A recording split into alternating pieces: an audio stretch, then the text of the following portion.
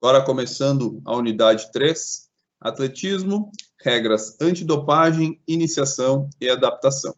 Então, tópico 1, regras antidoping. Tópico 2, o atletismo na educação física escolar, né? Um pouco do que a gente trabalhou na nossa aula presencial, semana passada, né?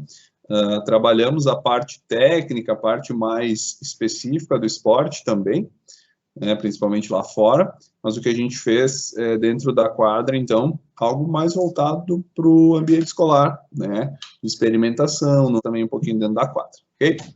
Tópico 3, adaptação para crianças com alguma deficiência, e o 4, movimento, saúde e qualidade de vida. Então, doping no atletismo. O que é doping? Doping é a utilização de substâncias proibidas no desporto, por promoverem o aumento ilegal do rendimento do atleta, humano ou de um animal. Essas perigosas substâncias fazem com que os atletas tenham um melhor rendimento físico no desporto, atribuindo-lhes vantagens competitivas desleais em relação aos atletas que não recorrem a essas substâncias para obter o sucesso. A gente conhece muitos casos aí no esporte mundial, né? Alguns mais famosos, outros menos.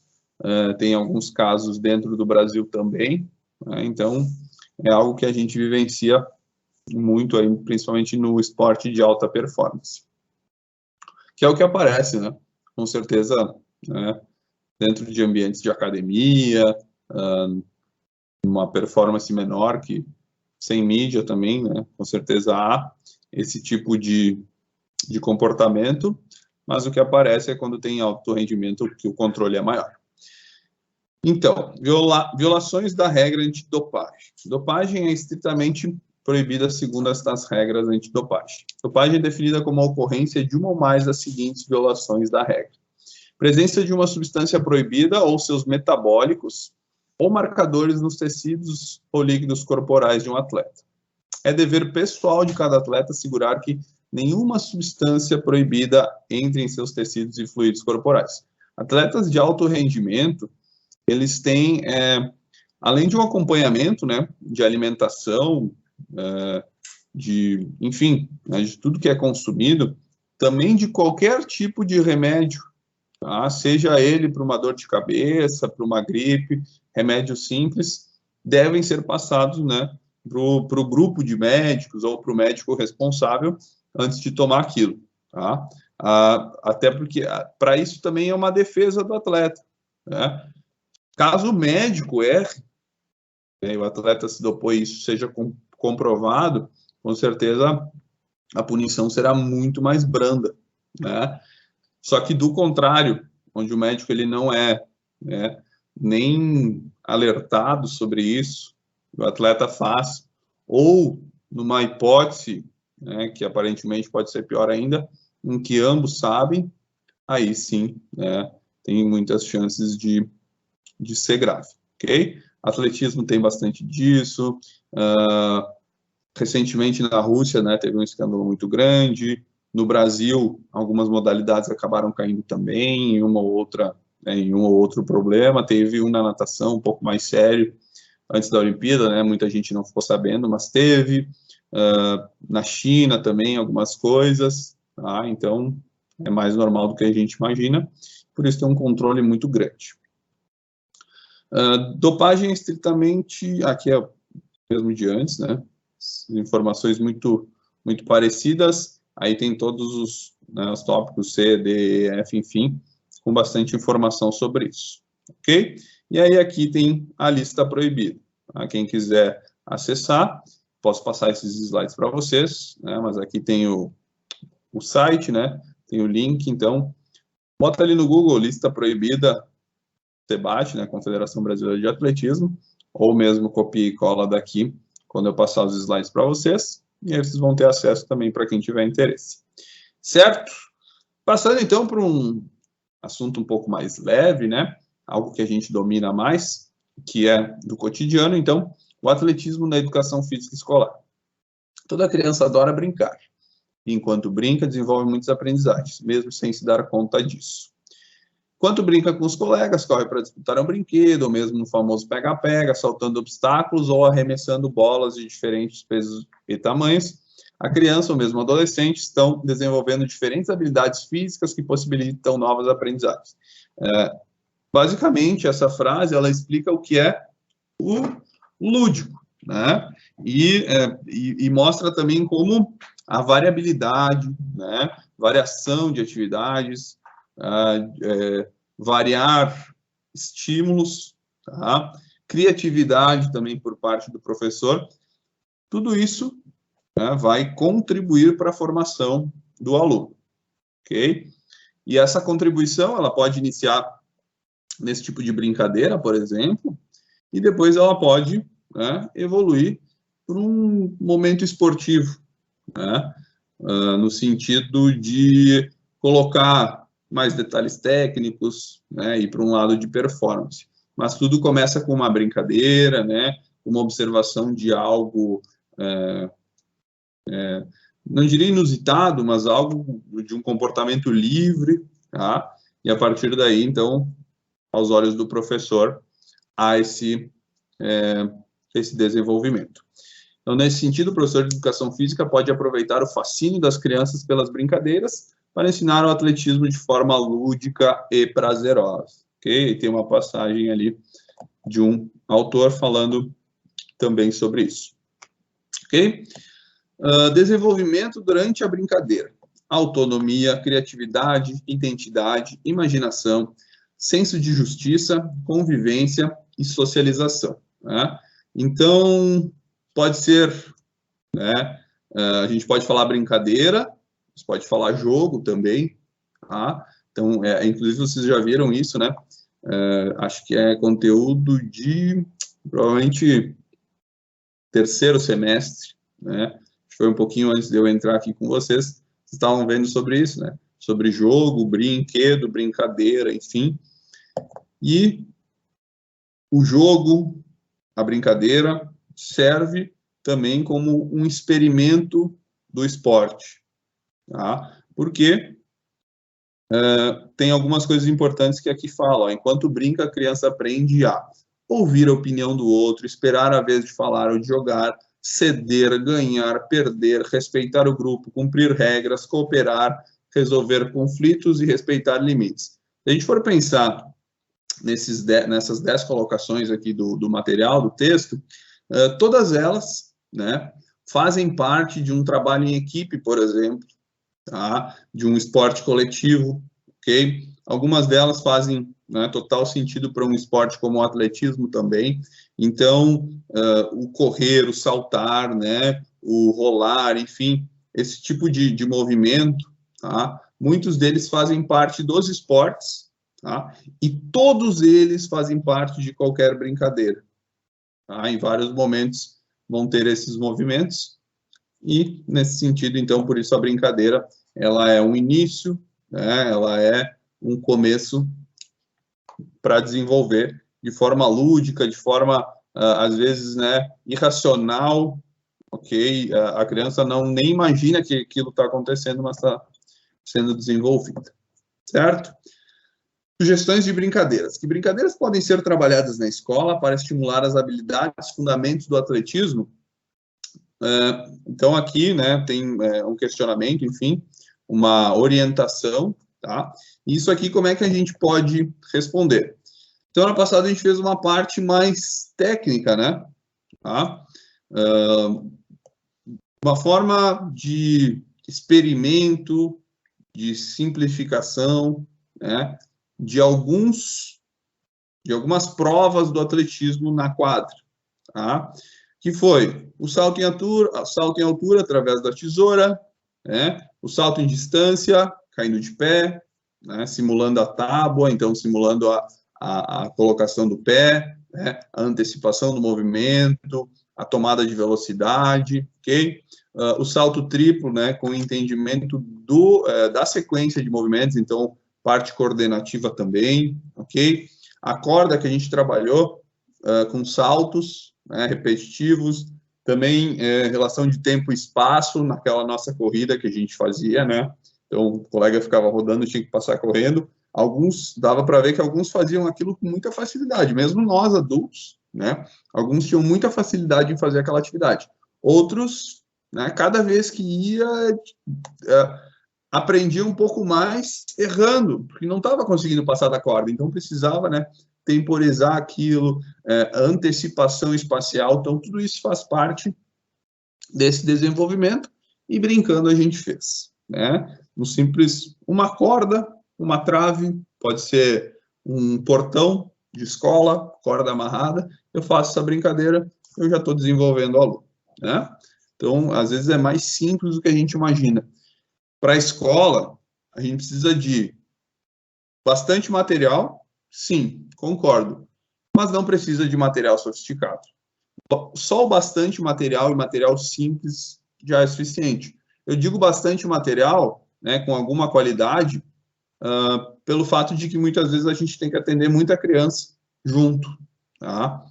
Mas, quando eu digo que não precisa nada sofisticado, é porque com pouco a gente consegue fazer muito. E quando é muito sofisticado também, leva um tempo de adaptação, né, para o aluno. Muitas vezes nós, professores, a gente não tem tempo para fazer isso, tá? Então, a gente tem esse entendimento que o simples faz bastante coisa, ok?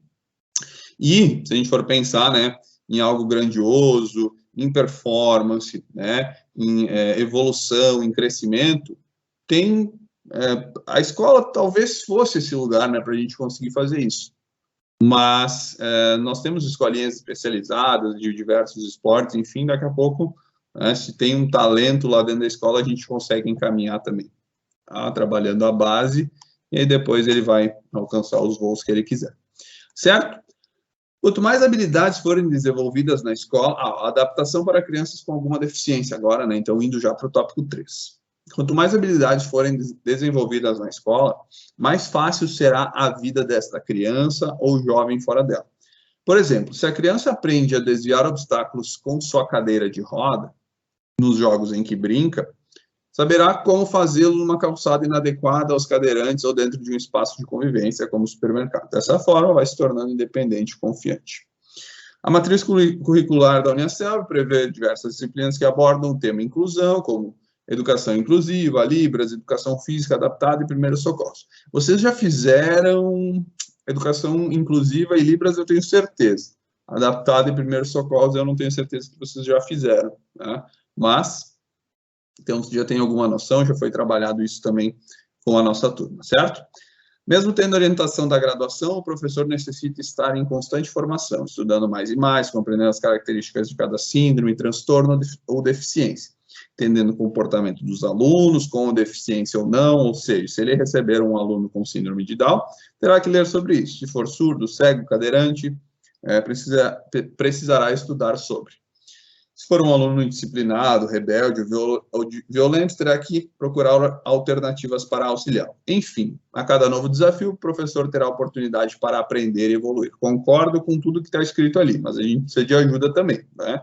Então, não adianta a gente saber sobre tudo, mas não ter apoio, né? Não ter uma pessoa que nos dê suporte dentro da escola para fazer isso, ok? Porque senão, né, dependendo de cada situação, às vezes a gente não consegue, né, dar toda a atenção para 1, 2 ou 3, e aí o restante da turma fica desatendido. Então, dependendo das situações, a gente precisa, quem está dentro da escola precisa brigar, né, precisa lutar, precisa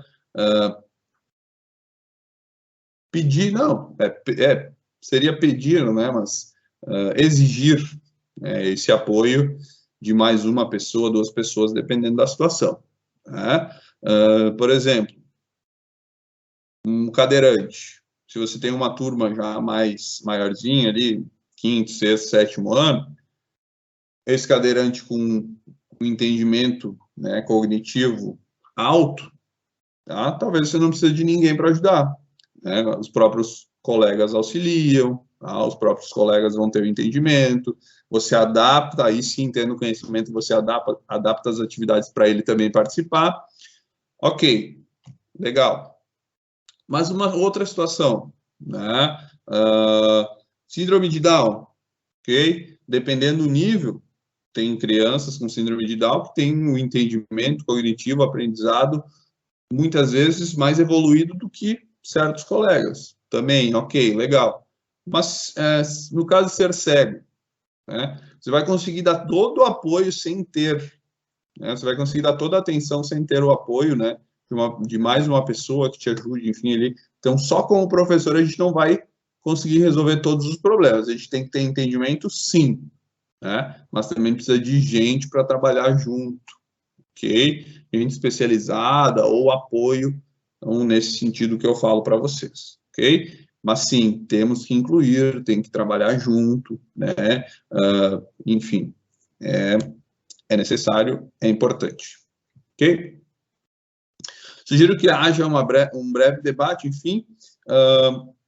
Aqui, pessoal, no caso de uma aula, né, presencial, se a gente pudesse tomar nota, tá,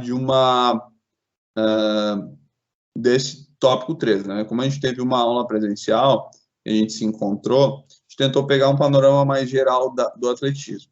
Se a gente fosse pensar numa aula, né, presencial, tentando simular, né, ou se tivesse um colega, enfim, né, numa situação dessas, enfim, mas que a gente fosse simular. Então, por exemplo, uma dificuldade visual, né, tapar o olho, ok? E aí tentar fazer, né, tentar auxiliar no caminhar do colega, tá? Como? Dá lá o braço e vai. Tá? Vamos ter que dar 3 voltas no ginásio, descer uma escada e subir na sala de apoio, enfim, né? Estou pensando no lugar geral. O colega vai com os olhos vendados, né? Uma pessoa vai, né, dando o braço, ok? Como se ajuda um deficiente visual, e vai caminhar. É muito legal fazer isso, tá? Para quê? Para a gente ter um entendimento, a gente vivenciar, né, o que passa, então, esse cego, esse deficiente visual, e também como se ajuda, ok? Porque quem está passando por isso no momento da aula vai ter o entendimento na posição do cego, mas quem está ajudando, ok, vai ter o entendimento de como se ajuda. Talvez quebre até um paradigma, né, para uma situação cotidiana, né, de acontecer na rua, enfim, ok? Questões auditivas, então, tá? De Libras, né? Então, também é importante, a gente tem essa disciplina, e eu costumo falar, né, eu tive disciplina de Libras, não lembro muita coisa, até porque, assim, a gente precisa, tá, para saber, a gente precisa praticar, né? Como qualquer outra coisa na vida a gente precisa praticar, e línguas é isso, tá? Quer aprender inglês? Ok, aprendeu, mas se não, né, ficar falando, conversando com alguém, ao longo do tempo isso vai se perdendo. Você vai lembrar alguma coisa? Sim, mas não vai ter essa prática. A gente fala português toda hora, a gente aprendeu português quando era pequeno, para nós falar português é muito fácil. Mas Libras a gente fala com quem, né? Quando a gente não tem alguém no nosso cotidiano, mesmo que nós tenhamos aprendido, a gente acaba não fazendo, né, no dia a dia e esquece, tá? Em caso de deficiências físicas, enfim, aí depende muito da limitação, ok? E principalmente questões cognitivas, né? Depende muito do nível, tá? Depende muito do nível, depende o que aconteceu, né? Qual é o tipo de limitação. Então, para isso, tem que ter uma pessoa especializada para nos dar o entendimento também. E a partir daí, sim, nós precisamos correr atrás para poder passar as melhores, né, informações, aulas possíveis integrativas junto com a turma. Certo? Movimento, saúde e qualidade de vida, tá? Relacionado ao tópico 4. A prática de atividades físicas com regularidade traz benefícios ao corpo e à mente de qualquer sujeito, em qualquer idade, de qualquer lugar do mundo, independente de nível social ou cultural. Melhora o condicionamento à saúde, flexibilidade e funcionamento de órgãos vitais. Além de cuidar também dos relacionamentos sociais, tornando-os mais acessíveis e comunicativos. Em relação aos adolescentes, os benefícios são ainda maiores, pois tendem a deixar de correr, pular, saltitar como faziam enquanto eram crianças, preferindo os jogos de videogame e computador, ou seja, tornam-se sedentários mais facilmente. Isso, pessoal, então, né, tem diversos estudos que falam sobre, né, havia antigamente, eu acho que muitos de vocês vivenciaram, eu vivenciei na maior parte, né, de anos iniciais, do pré até a quinta série, hoje em dia, do pré até a quarta série, hoje em dia do pré até o quinto ano, não tinha professor de educação física especializado, né? Algumas professoras, normalmente é professora mulher, trabalhava educação física de forma bem satisfatória, né? Mas a gente sabe que não é a maioria. E aí acaba deixando, né, de lado algumas coisas importantes. E aí foi se descobrindo ao longo do tempo, né, em que a fase mais importante é a fase da infância, né, que vai até 11 anos. Poxa vida, sexta série, né, na época que eu ia para a escola era sexta série. Não, quinta série. Na época que eu ia para a escola, quinta série, que era anos finais. Hoje em dia, sexto ano, que é anos finais.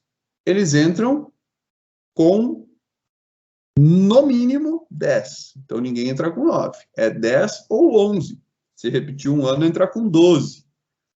Aí vai ter educação física com um professor específico pela primeira vez. Vai desenvolver o quê? Né? Se a gente sabe que até os 11 anos, quando todos ainda são criança, ou a grande maioria ainda é criança, onde a gente consegue agregar mais repertório motor, né, onde mais consegue desenvolver potencialmente, até ali não foi feito nada pensado, estruturado, né? É feito naquele modelo de brincadeira, enfim, mas não tem uma planificação, não tem uma modelagem, não tem uma metodologia que o professor de educação física, que o profissional de educação física cria, né? Tem capacidade para isso, tá? E aí mostrou-se que ao longo do tempo, tá, questões de sedentarismo, né, má qualidade de vida em relação a exercício físico, ok? Tem a ver, né, com não estimular quando criança. Então, isso tem tudo a ver, porque você chega na adolescência, não teve os estímulos, né, suficientes até 12, 13 anos, vai ter muita dificuldade de repertório motor. O que acontece? Você chega na adolescência, você vai fazer o quê? Esporte. Se você vai fazer esporte na adolescência, né, porque você não vai ficar brincando de pega-pega com 15, 16 anos. É legal, mas é muito mais legal, né, eu ter capacidade de jogar um jogo de vôlei, um jogo de basquete, um jogo de futebol, nadar, correr, não sei. Só que se eu não aprendi lá até os 11, 12, é mais difícil eu aprender com 14, 15, 16. E aí é desestimulante. Okay? E aí na fase onde meu corpo está transformando, né? Onde eventualmente lá a gente já não é que o metabolismo, né? Que até a infância a gente está crescendo toda hora, a chance de, né, ficar mais gordinho é muito menor. Aí chega sedentário na adolescência, tá? Aí já fica mais pesadinho, enfim, características corporais de cada um, mas não tem repertório motor, não vai fazer esporte. Vai chegar na vida adulta, ok? Já com atraso, já sedentário, ok? Isso vai estourar lá 25, 26, 30 anos, já vai começar a estourar em exames, né? Exames sanguíneos, enfim. E aí, a gente sabe, já, né, quem consegue ter esse estímulo desde cedo, chega na adolescência já com capacidade de praticar esporte, seja de performance ou não, mas tem essa capacidade de praticar esporte. Vai chegar na vida adulta, vai bater, vai estudar, fazer faculdade, trabalhar, enfim, mas em algum momento vai sentir necessidade de fazer atividade física, fazer exercício físico. Já vai ter uma capacidade muito maior, né, para fazer qualquer atividade. E a partir daí, o sedentarismo vai passar longe, né? Então tem tudo a ver. Desenvolvimento até 11, 12 anos de idade, muito estímulo, né? Fazer a criança gostar do exercício, gostar do movimento, tem tudo a ver com qualidade de vida, com saúde pública, né? Com saúde pública. Isso ajuda no SUS ou lá na frente. Beleza? passando aí para evitar que isso aconteça, enfim, agora umas colocações finais. Benefícios para quem pratica atividades físicas. Isso aqui a gente fala sempre, né? Vamos ver. Fisiológicos, mais força muscular, mais densidade óssea, a gente sabe o quanto é importante, né? Principalmente quando vai chegando na terceira idade, ter densidade óssea, menos gordura corporal, diminui o risco de doenças, maior controle da pressão arterial, mais e melhores níveis de colesterol, ok? Menos dores crônicas, menos risco de insônia, mais saúde geral e do coração, mais autoestima, menos depressão, ansiedade, estresse, melhora a imagem corporal, diminui o isolamento social. E aí, quando a gente fala isolamento social, a gente viu o quanto é difícil, né? Principalmente, eu, assim, não sou, agora adulto, já fui atleta, enfim, mas agora adulto eu não sou aquela pessoa ativa que está sempre para lá e para cá, correndo, enfim. Gosto de ficar em casa, mas e tem gente que não consegue ficar em casa, né? Que tem sempre que estar fazendo alguma atividade, algum exercício. A gente viu o quanto o isolamento social é complicado, né? Durante a pandemia, até para mim, e não sou, né, de estar toda hora fazendo exercício, eu gosto de fazer os meus exercícios, eu gosto de cuidar da minha saúde, e o quanto foi difícil, né, principalmente depois de um mês e meio, 2 meses, com tudo fechado, academias fechadas, quando a gente sentiu falta, né? E falando de mim, principalmente a coluna, né? É uma tristeza aí todos os dias em casa, e aí é sofá, é cadeira, enfim, é complicado. E aí a gente nota menos isolamento social aqui numa questão mais comportamental, de sociedade, né? Mas utilizando a palavra isolamento, ok? Mais autonomia, mais convívio, mais saúde mental. Certo? Aqui fala um pouquinho sobre articulações, né? Órgãos, vísceras, né? Sobre a cabeça, enfim, benefícios disto também, da prática de atividade física. Ok? Também mais um quadrinho que mostra um pouco, né? Aonde a qualidade de vida está inserida. Certo? Que isso foi uma discussão que a gente teve, né?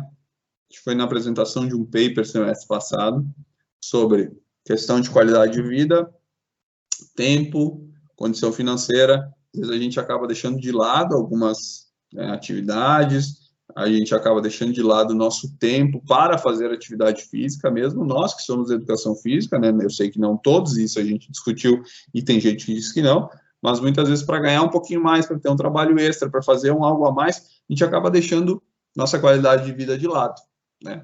Então, a gente tem que também pensar nisso, prezar pela qualidade de vida nós também, porque nós também estamos inseridos na sociedade. Certo, pessoal? Esse é o conteúdo da unidade 13, então vamos para as